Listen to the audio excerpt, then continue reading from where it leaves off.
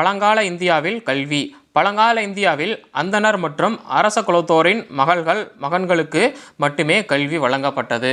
அதாவது என்னென்னா, அந்தணர்கள் அதாவது பிராமணர்கள் இருப்பாங்க இல்லைங்களா, அவங்களுக்கும் அரச குடும்பத்தில் இருக்க மகள்கள் இருக்காங்க இல்லைங்களா, அவங்களுக்கு மட்டும்தான் கல்வி வழங்கப்பட்டது. மற்ற யாருக்குமே கல்வி கிடையாது. இந்த ஜமீன்தார்கள், பண்ணையார்கள், இந்த மாதிரியான ஆட்கள் இருக்காங்க இல்லைங்களா, இவங்களுக்கு கூட பார்த்திங்கன்னா அது கிடையாது. ஒன்லி அந்தணர்கள், அப்புறம் பார்த்திங்கன்னா அரச குலத்தில் பிறந்தவங்களுக்கு மட்டும்தான் எல்லா வித்தைகளும் கல்வி பார்த்திங்கன்னா கற்று தருவாங்க. நான் கற்றுக்கணும் அப்படின்னு யாராவது முன் வந்தாங்க அப்படின்னா அவங்களுக்கு போடா அப்படின்னு சொல்லி விரட்டி விட்டுருவாங்க. எக்ஸாம்பிளுக்கு நீங்கள் மகாபாரதத்தில் பார்த்திங்கன்னா கர்ணனை எடுத்துக்கலாம். அவர் பார்த்திங்கன்னா போய் கேட்பார், எனக்கும் கல்வி கற்றுக் கொடுங்கள் அப்படின்னு சொல்லிட்டு. நீ ஒரு சத்திரியனா அப்படின்னு கேட்டு பார்த்திங்கன்னா அவரை விரட்டி விட்டுருவாங்க. அதே மாதிரி பார்த்திங்கன்னா ஏகலைவன் இருப்பான் இல்லைங்களா, அவருக்கு கற்றுக் கொடுக்க மாட்டாங்க. இருந்தாலும் தூரத்திலிருந்தே பார்த்திங்கன்னா அவர் எல்லா வித்தையும் கற்றுக்குவார். தூரத்திலிருந்தே இவன் இப்படி கற்றுக்கிட்டானே அப்படின்னு சொல்லிட்டு அவனுடைய கட்டவரலை பார்த்திங்கன்னா எனக்கு கொடு அப்படின்னு சொல்லி கேட்டுருவாங்க. குரு தட்சணையாக கட்டவரலை கொடு அப்படின்னு சொல்லி கேட்பாங்க இல்லைங்களா. ஸோ இந்த மாதிரி தான். ஸோ அந்த காலம்ட்டு இல்லை, யுகத்துக்கு முன்னாடியே பார்த்திங்கன்னா இந்த நிலை தான் பார்த்திங்கன்னா நிலவிட்டு வந்துகிட்டு இருந்திருக்குது. பழங்கால இந்தியாவில் அந்தணர் மற்றும் அரச குலத்தோரின் மகள்களுக்கு மட்டும்தான் கல்வி வழங்கப்பட்டது.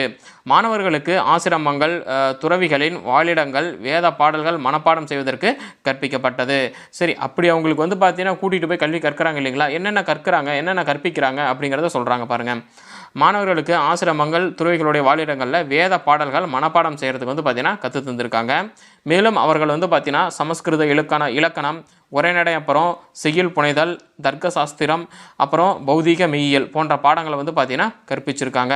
அப்புறம் சமஸ்கிருத இலக்கணத்தை பற்றி கற்றுருக்காங்க, உரைநடையை பற்றி கற்றுருக்காங்க, செய்யுள் புனைதல் எப்படி பார்த்திங்கன்னா செய்யுள் எழுதுறது அப்படிங்கிறத, அதாவது செய்யுள் ஏற்றுறாங்க இல்லைங்களா, ஸோ எப்படி ஏற்றுறது அப்படிங்கிறத பற்றி கற்றுக் கொடுத்துருக்காங்க. தர்க்க சாஸ்திரத்தை பற்றியும் பௌதிக மெய்யியல் போன்ற பாடங்களை பற்றியும் பார்த்திங்கன்னா கற்பிச்சிருக்காங்க.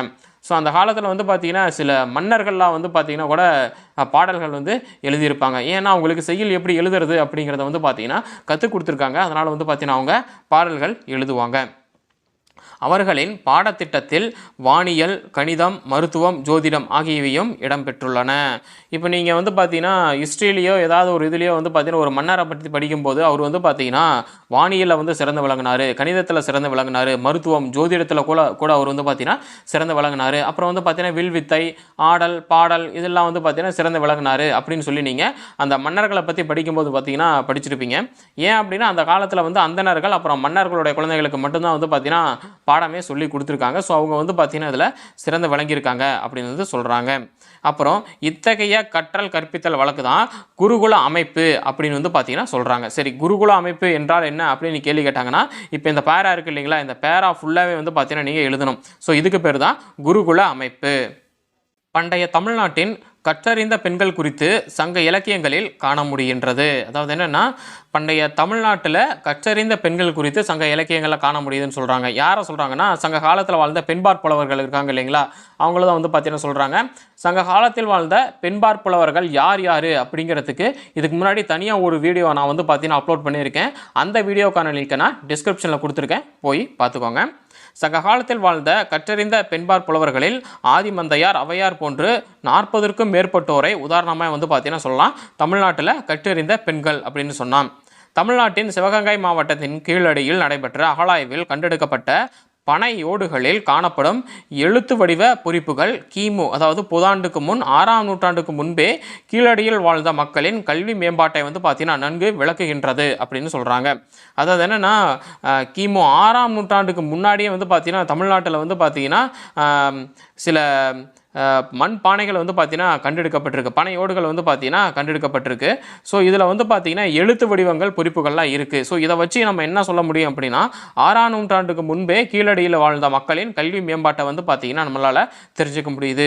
இங்கே பாருங்கள், கீழே இந்த படத்தில் கொடுத்துருக்காங்க, பனையோடுகளில் காணப்படும் எழுத்துக்கள். கீழடி அகழ்வாய்வில் பார்த்தீங்கன்னா இந்த பனையோடுகள் பார்த்தீங்கன்னா கிடைச்சிருக்கு. ஸோ இங்கே பாருங்கள், சங்ககால பெண்பால் புலவர்களில் ஒருவர் ஔவையார், அவருடைய சிலை பார்த்தீங்கன்னா படத்தில் இங்கே கொடுத்துருக்காங்க. சங்க காலத்தை சார்ந்த ஆரியப்படை கடந்த நெடுஞ்செழியன். ஆரியப்படை கடந்த நெடுஞ்செழியன் அப்படின்னா ஆரியப்படையை தோற்கடித்த நெடுஞ்செழியன், அதுக்கு தான் ஆரியப்படை கடந்த நெடுஞ்செழியன் அப்படின்னு சொல்கிறாங்க. இதுக்கு அர்த்தம் என்னன்னு கேட்டாங்க அப்படின்னா இது எழுதணும், ஆரியப்படை தோற்கடித்த நெடுஞ்செழியன் அப்படின்னு அர்த்தம். சங்க காலத்தை சார்ந்த ஆரிய படை கடந்த நெடுஞ்செழியன் தான் எழுதிய புறநானூற்று பாடலில் 183வது பாடல் அதான் சொல்றாங்க. தான் எழுதிய புறநானூற்று பாடலில் கல்வியின் முக்கியத்துவத்தை பற்றி சொல்லியிருக்கார். அந்த 183வது பாடலில் கல்வியின் முக்கியத்துவத்தை பற்றி சொல்லியிருக்காரு. எப்படி சொல்லியிருக்காரு அப்படின்னா, தனது பாடலில் அவர் ஏழ்மை நிலையில் இருப்பவரும் ஆரிய ஆசிரியர்களிடம் சென்று கற்க வேண்டும்னு சொல்றாரு. அதாவது என்னென்னா, ரொம்பவும் ஏழ்மை நிலையில் ரொம்பவும் ஒருமையில் இருக்கவங்களும் வந்து பார்த்தீங்கன்னா போய் கல்வி கற்கணும் அப்படின்னு சொல்கிறாரு என்பதையும், கற்பிக்கும் ஆசிரியர்களுக்கு பரிசில் வழங்க வேண்டும் என்பதையும் வலியுறுத்துகிறார். அதாவது என்னென்னா, ஏழ்மை நிலையில் இருக்கிறவங்களும் ஆசிரியர்கள்ட்ட போய் கல்வி கற்க வேண்டும். அப்படி ஏழ்மை நிலையில் இருக்கிறவங்களுக்கு எந்த ஆசிரியர் கல்வி கற்பிக்கிறாரோ அந்த ஆசிரியருக்கு பரிசில் வழங்க வேண்டும் அப்படிங்கிறதையும் வந்து பார்த்தீங்கன்னா நெடுஞ்செழியன் வந்து வலியுறுத்தியிருக்காரு. மேலும் என்ன சொல்கிறாரு அப்படின்னா, அந்த பாடலில் புறநானூற்று பாடலில் நெடுஞ்செழியன் என்ன சொல்கிறாரோ அதை தான் இங்கே சொல்லிட்டு இருக்காங்க. மேலும் அந்த பாடலில் அவர் என்ன சொல்கிறாருன்னா அப்படின்னா, தாயானவள், ஒரு குழந்தையின் தாயானவள் தான் பெற்றெடுத்த குழந்தைகளில் கற்றறிந்த குழந்தையையே பெரிதும் ஆதரிப்பாள் என்றும், ஆள்பவர்களுக்கும் கற்றோரின் சொற்களுக்கே முக்கியத்துவம் கொடுத்து பின்பற்றுவார் என்றும் கூறுகிறார். அதாவது என்னன்னா, ஒரு அம்மா இருக்காங்க, அவங்களுக்கு 2 குழந்தை இருக்குது. அந்த 2 குழந்தையில் ஒரு குழந்தை தான் வந்து படிக்குது, இன்னொரு குழந்தை படிக்க போக மாட்டேங்குது அப்படின்னா அந்த அம்மா யாருக்கு வந்து பார்த்தீங்கன்னா பெரிதும் முக்கியத்துவம் கொடுப்பாங்க அப்படின்னா, கற்றறிந்த குழந்தைக்கு தான் வந்து பார்த்தீங்கன்னா பெரிதும் முக்கியத்துவம் கொடுப்பாங்க அப்படின்னு சொல்கிறாரு. அப்புறம் ஆள்பவர்களும் கற்றோரின் சொற்களுக்கே முக்கியத்துவம் கொடுத்து பின்பற்றுவார் அப்படின்னு சொல்கிறாரு. இப்போ வந்து பார்த்தீங்கன்னா ஒரு நாட்டை ஆள்றாங்கன்னு வச்சுக்கோங்களேன், அவங்களுக்கு ஏதாவது ஒரு அறிவுரை தேவைப்படுது அப்படின்னா அங்கே ராஜகுரு அப்படின்னு ஒருத்தர் இருப்பார், அவர் கற்றறிந்திருப்பார். ஸோ அவர் என்ன சொல்கிறாரோ அதை தான் வந்து பார்த்தீங்கன்னா இந்த ஆள்பவர் அரசர் வந்து பார்த்தீங்கன்னா கேட்பாங்க அப்படிங்கிறது தான் இதில் சொல்கிறாரு. அதாவது ஆள்பவரும் கற்றோரின் சொற்களுக்கே முக்கியத்துவம் கொடுத்து பின்பற்றுவார் அப்படின்னு சொல்கிறாரு. மேலும் என்ன சொல்கிறாரு அப்படின்னா, மேல்தட்டு மக்கள் கற்று சிறந்தோர் கீழ்த்தட்டு மக்களாயினும் அவர் சொல்லுக்கு தலைவணங்குவர் எனவும் கல்வியின் பெருமையை பெரிதும் போற்றியுள்ளார் ஆரிய படை கடந்த நெடுஞ்செழியன். அதாவது என்னன்னா, அவங்க மேல்தட்டு மக்களாக கூட இருக்கட்டும், ஆனால் கல்வி கற்றவர்கள் கீழ்த்தட்டு மக்களாக இருந்தாலும் அவர்களுக்கு வந்து பார்த்தீங்கன்னா தலைவணங்குவர் அப்படின்னு கல்வியோடைய பெருமையை பெரிதும் போற்றி சொல்லியிருக்காரு ஆரிய படை கடந்த நெடுஞ்செழியன். ஆரிய படை கடந்த நெடுஞ்செழியன் கல்வி பற்றி என்னென்ன சொல்லியிருக்காரு அப்படின்னு கேள்வி கேட்டார் அப்படின்னா இதெல்லாம் வந்து பார்த்தீங்கன்னா எழுதணும். ஆரியப்படை நெடுஞ்செழியன் புறநானூற்று பாடலான 183வது பாடலில் வந்து பார்த்தீங்கன்னா கல்வியின் முக்கியத்துவத்தை பற்றி சொல்லியிருக்காரு.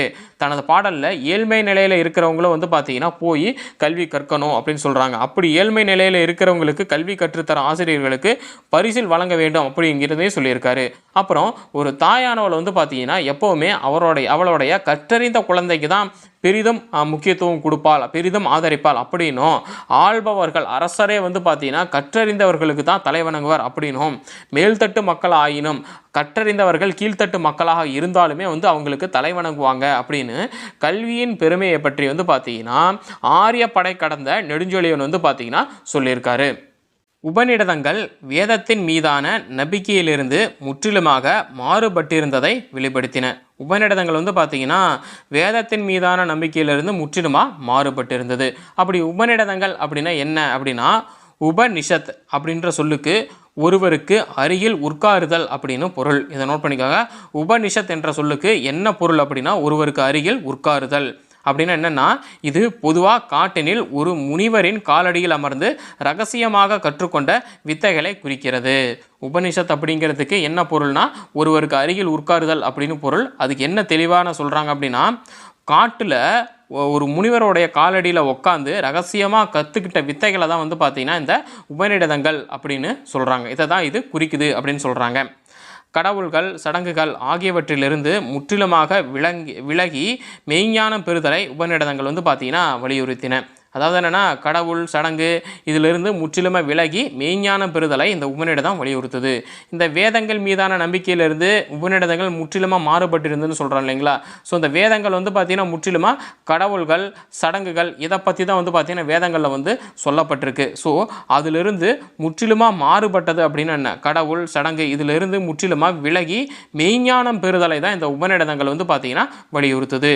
பிந்தைய வேத காலத்தில் நன்கு கற்றறிந்த ஆசிரியர்களின் குடியிருப்புகளிலோ அல்லது தனியார் இல்லங்களிலோ கல்வி கற்கும்படியாக ஏற்பாடு செய்யப்பட்டிருந்தது. இப்போ இருக்கிற மாதிரிலாம் வந்து பார்த்திங்கன்னா கவர்மெண்ட் ஸ்கூல்ஸு தனியார் ஸ்கூல்ஸு ஸோ அந்த மாதிரி ஸ்கூல்ஸ் மாதிரிலாம் கிடையவே கிடையாது. சரிங்களா. என்ன பண்ணுவாங்க அப்படின்னா நன்கு கற்றிருந்த ஆசிரியர்களுடைய குடியிருப்பு. இப்போ ஒருத்தர் இருந்தாங்க அப்படின்னா அவங்கள வந்து பார்த்தீங்கன்னா பேக்கப் பண்ணி அந்த குருவோடைய வீட்டுக்கு வந்து பார்த்தீங்கன்னா அனுப்பிச்சிடுவாங்க. அவன் வந்து பார்த்தீங்கன்னா இதர பதர அந்த ஆயக்கலை 64கள் எல்லாமே வந்து கற்றுக்கிட்டு வந்து பார்த்தீங்கன்னா வீட்டுக்கு திரும்பி வந்துடும் ஒரு வயசில். ஸோ அந்த மாதிரி தான் இருந்தது. நன்கு கற்றறிந்த ஆசிரியர்களின் குடியிருப்புகளிலோ அல்லது தனியார் இல்லங்களிலோ கல்வி கற்கும்படியாக ஏற்பாடு செய்யப்பட்டிருந்தது. இது வந்து பார்த்திங்கன்னா பிந்தைய வேத காலத்தில் வந்து பார்த்திங்கன்னா இந்த மாதிரி இருந்ததாக சொல்கிறாங்க. அப்புறம் பிரெஞ்சு பயணி பெர்னியர் அப்படிங்கிறவருடைய குறிப்பிலிருந்து, இந்த பெர்னியர் அப்படிங்கிறவர் யாருன்னு கேள்வி கேட்டாங்கன்னா அவர் வந்து பார்த்திங்கன்னா ஒரு பிரெஞ்சு பயணி அப்படின்னு வந்து சொல்லணும்.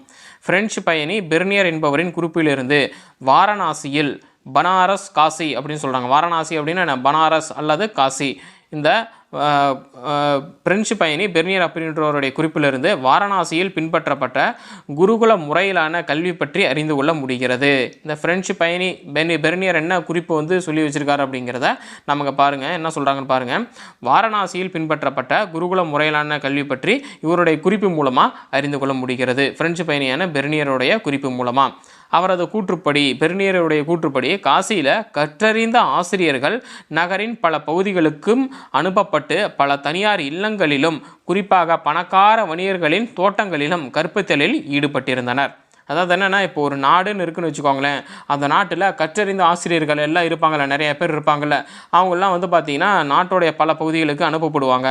அப்படி அனுப்பப்பட்டு அவங்க வந்து பார்த்திங்கன்னா எப்படி வந்து கற்பிப்பாங்க அப்படின்னா பல தனியார் இல்லங்களிலும். தனியார் இல்லங்கள் அப்படின்னா என்ன, ஒருத்தருடைய வீடு இருக்கும், இந்த வீட்டில் வந்து நாங்கள் இன்றைக்கி சொல்லித்தர போகிறோம்பா, இந்த தெருவில் இருக்கவங்க எல்லாம் இங்கே வந்து கற்றுக்கங்க அப்படின்னு சொல்லுவாங்களா, அந்த மாதிரி இருக்கலாம். பல தனியார் இல்லங்களிலும் குறிப்பாக பணக்கார வணிகர்களுடைய தோட்டங்கள் இருக்குது இல்லைங்களா, அந்த தோட்டங்களில் கற்பித்தலில் ஈடுபட்டாங்க ஆசிரியர்கள். இவர்களில் சிலருக்கு 4 சீடர்களும் மற்றவர்களுக்கு 6 அல்லது 7 சீடர்களும் புகழ்மிக்க ஆசிரியர்களுக்கு 12 சீடர்களும் இருந்தனர். அதாவது என்னென்னா எக்ஸ்பீரியன்ஸ் அடிப்படையாக கொண்டுன்னு வச்சுக்கலாம் இதெல்லாம். இவர்களில் சிலருக்கு 4 சீடர்கள்லாம் என்ன, அப்போ தான் வந்து பார்த்தீங்கன்னா வேலையை சேர்ந்தவராக இருப்பார். இப்போ தான் புதுசாக வேலையை சேர்ந்துருக்காரு, அவர்கிட்ட ஒரு 4 பேரை விடுங்க அப்படிம்பாங்க. அடுத்தது வந்து பார்த்தீங்கன்னா இவருக்கு ஒரு 2 வருஷம் எக்ஸ்பீரியன்ஸ் இருக்குப்பா, இன்னும் 2 ஆள் சேர்த்து அனுப்பு, ஒரு 6 இல்லைன்னா 7 பேர் அனுப்புங்க. அப்புறம் வந்து பார்த்தீங்கன்னா அவருக்கு கிட்டத்தட்ட 10 வருஷம் எக்ஸ்பீரியன்ஸ் இருக்குமே, அவர்கிட்ட கிட்டத்தட்ட ஒரு 10-12 பேர் அனுப்புங்க, அவர் வந்து சொல்லி தந்துருவார் அப்படின்னு சொல்லுவாங்கள்ல. ஸோ அதை தான் வந்து சொல்கிறாங்க. இவர்களில் சிலருக்கு 4 சீடர்களும் மற்றவர்களுக்கு 6 அல்லது 7 சீடர்களும் புகழ்மிக்க ஆசிரியர்களுக்கு 12 சீடர்களும் வந்து பார்த்தீங்கன்னா இருந்ததாக சொல்லப்படுது. சரி, இப்படி வந்து பார்த்தீங்கன்னா அவங்க நாடுகளில் பல இடங்களுக்கு போய் வந்து பார்த்தீங்கன்னா சொல்லித்தராங்க இல்லைங்களா ஆசிரியர்கள். அவங்க என்னென்ன சொல்லி கொடுத்தாங்கன்னு பாருங்கள். இங்கு வேதங்கள், உபநிடதங்கள், தர்ம சாஸ்திரங்கள் மற்றும் காவியங்கள் வந்து பார்த்தீங்கன்னா கற்பிக்கப்பட்டது. சரி, இப்படிலாம் வந்து பார்த்தீங்கன்னா நிறைய இடங்களுக்கு போய் தனியார் பள்ளிகள்லையோ தனியார் இல்லங்கள்லையோ அப்புறம் வந்து பார்த்தீங்கன்னா வணிகர்களுடைய தோட்டங்கள்லையோ வந்து சொல்லி கொடுக்குறாங்க இல்லைங்களா. ஸோ இவங்களுக்கு வந்து பார்த்தீங்கன்னா ஏதாவது சம்பளம் ஏதாவது கொடுக்கணும் இல்லையா, அப்போ தானே அவங்களுக்கும் கொஞ்சம் அவங்களுடைய குடும்பத்தையும் அவங்க பராமரிக்க முடியும். ஸோ இவங்களுக்கு சம்பளமாக என்ன கொடுக்குறாங்க அப்படின்னு பாருங்கள். இந்த ஆசிரியர்கள் தங்கள் வாழ்வாதாரத்திற்கென குரு தட்சணையாக குறைந்த அளவிலான கட்டணத்தை பெற்றுக்கொண்டோ அல்லது சமூகத்தில் அன்று வழக்கத்தில் இருந்த பரிசு பொருள்களை பெற்றுக்கொண்டோ கற்பித்தனர்னு சொல்கிறாங்க. அதாவது என்னென்னா ஒரு குறைந்த அளவிலான குரு தட்சணை கொடுப்பாங்க, சரிங்களா. ஸோ அப்போல்லாம் வாத்தியாரெல்லாம் வந்து பார்த்திங்கன்னா பாவம் தானே, அதுதானே புதுசாக வந்து தொழிலுக்கு வந்திருக்காங்கன்னு வச்சுக்கோங்களேன். ஸோ அவங்களுக்கு வந்து பார்த்திங்கன்னா குறைந்த அளவில் தான் வந்து பார்த்திங்கன்னா குரு தட்சணை கொடுப்பாங்க. அப்போ வந்து பார்த்திங்கன்னா பெரும்பாலும் வழக்கத்தில் என்ன பரிசு போனால் இந்த பரிசு நமக்கு கொடுப்பாங்கப்பா அப்படின்னு சொல்லுவாங்கள்ல. ஸோ அந்த பரிசு பொருளை வந்து பார்த்திங்கன்னா கொடுப்பாங்க. இல்லை அப்படின்னா சில ஆசிரியருடைய வீட்டிற்கு தேவையானவற்றை வழங்குவதும் ஆசிரியருக்கு கட்டணமின்றி உணவளிப்பதும் நடைமுறையில் வந்து பார்த்திங்கன்னா இருந்தது. அதாவது என்னென்னா, இப்போ கல்யாணமாகாத ஒரு ஆசிரியர் இருக்காருன்னு வச்சுக்கோங்க, அவருக்கு இவங்களே சாப்பாடு போட்டால் போதும். இப்போ ஒரு கல்யாணமான ஆசிரியர் இருக்கார், அவருக்கு என்ன பண்ணுவாங்க அப்படின்னா வீட்டிற்கு தேவையான அந்த மளிகை சாமான் பொருள் இருக்குது இல்லைங்களா, அதை கொடுத்துருவாங்க. அவங்க வீட்டுக்கு போய் வந்து பார்த்திங்கன்னா அவங்க குடும்பத்தில் சமைச்சு அவங்க குடும்பம் சாப்பிட்டுக்குவாங்க. ஸோ இந்த மாதிரி வந்து பார்த்திங்கன்னா இருந்ததாக சொல்லப்படுது. ஸோ இதுதான் வந்து பார்த்திங்கன்னா அந்த வேத காலங்கள் இருக்குது இல்லைங்களா, அதுக்கு முன்னாடி வேதங்காலங்களுக்கு முன்னாடி பிந்தைய வேத காலங்களில் கல்வி வந்து பார்த்திங்கன்னா எப்படி இருந்தது அப்படிங்கிறது வந்து பார்த்திங்கன்னா சொல்லப்பட்டிருக்கு.